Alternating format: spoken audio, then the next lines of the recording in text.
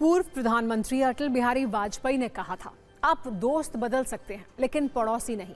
विडंबना यह है कि भारत एक तरफ तो आतंक नीति पर चलने वाले पाकिस्तान है और दूसरी तरफ कब्जा नीति पर चलने वाला चीन है। सत्ता की अगली कुंजी चीन की इसी कब्जा नीति पर आधारित है। दरअसल चीन ने भारत के साथ विवादों की एक नई कुंजी खोलते हुए शक्सगाम वैली को अपना हिस्सा बताया है। चीन के विदेश मंत्रालय की प्रवक्ता माओ निंग ने कहा है कि शक्सगाम वैली चीन का हिस्सा है और इस इलाके में बुनियादी ढांचे का निर्माण करना उसका अधिकार है। चीन के इस बयान से ठीक 4 दिन पहले यानी 9 जनवरी को भारतीय विदेश मंत्रालय ने यह साफ किया था कि शक्सगाम घाटी भारत का अभिन्न हिस्सा है और हमने 1963 के तथाकथित चीन पाकिस्तान सीमा समझौते को कभी मान्यता नहीं दी है।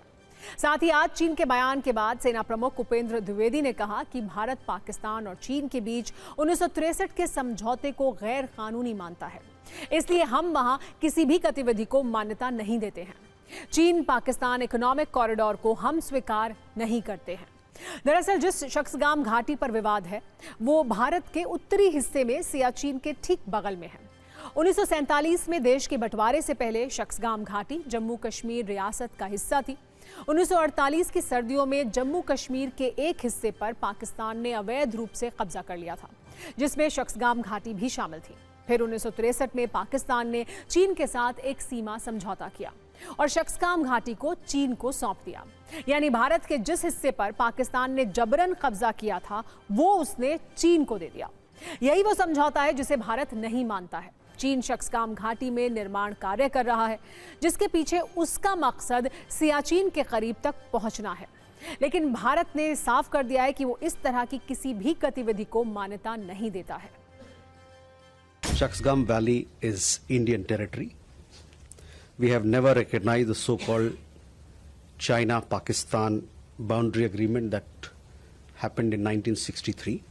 This has been clearly conveyed to Pakistani and the Chinese authorities several times. We further reserve the right to take necessary measures to safeguard our interests. So as the Shaksgam Valley is concerned, India considers 1963 agreement between Pakistan and China as illegal.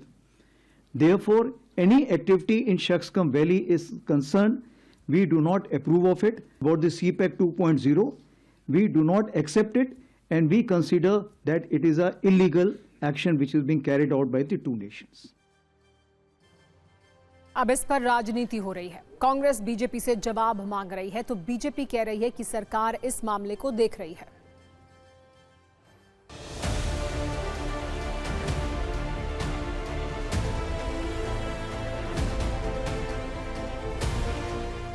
जब वो चीज पाकिस्तान की है ही नहीं, वो China को कैसे दे सकता है?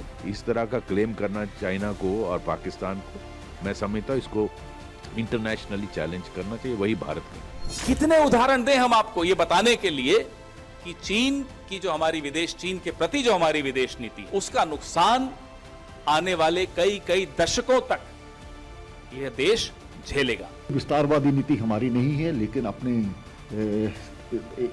जमीन का एक जो चप्पा है उसको हम बचाना जानते हैं। किसी भी बाहरी इस प्रकार की कोशिश को नाकामयाब किया जाएगा। उम्मीद करता हूं कि जो हमारे एक्सटर्नल अफेयर्स मिनिस्टर हैं जयशंकर जी, इस पे एक स्ट्रॉन्ग स्टेटमेंट देंगे।